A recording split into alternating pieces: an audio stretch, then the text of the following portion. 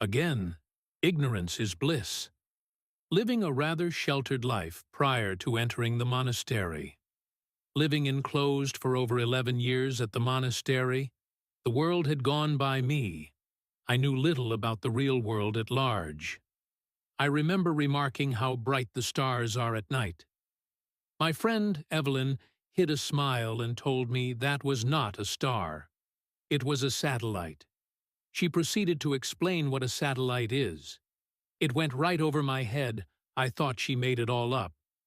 Hence I was able to move with the flow, which was not easy with a man like George. No sooner were we back from Malaysia than we headed out to our new boat. It was so hard. I did not have time to settle back into my new life here, and I was whisked off to Vancouver, British Columbia, then to Bellingham, Washington State, where we took possession of the boat. The other point about ignorance being bliss was concerning George. It did not occur to me at the time that he actually knew very little about sailboats and sailing. That would have been very unsettling. He had a couple of trial runs off the coast of Florida. Everything else he learned from books. Fortunately for me, when we sailed from Bellingham to the San Francisco area, he hired a couple who knew what they were doing. Jim and Ruth were wonderful seasoned sailors. We did encounter a hard storm on that trip. I huddled at the back bunk, waiting for it to subside. The following morning, we woke up to a calm sea with the sun shining. That did feel so unreal. As also when the boat was in the middle of the ocean. It was as though we were moving in a large bubble of water, going nowhere.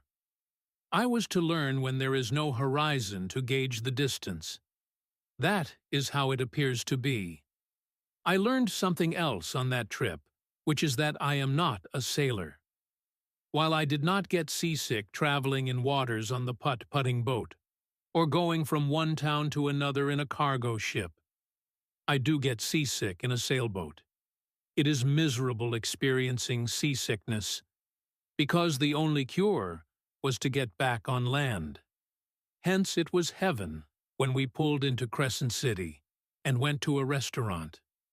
"Here, take my keys and go get some supplies," the waitress told us, throwing us her car keys. I could not believe anyone would do something of that nature, yet she did. The two men went off to get more supplies.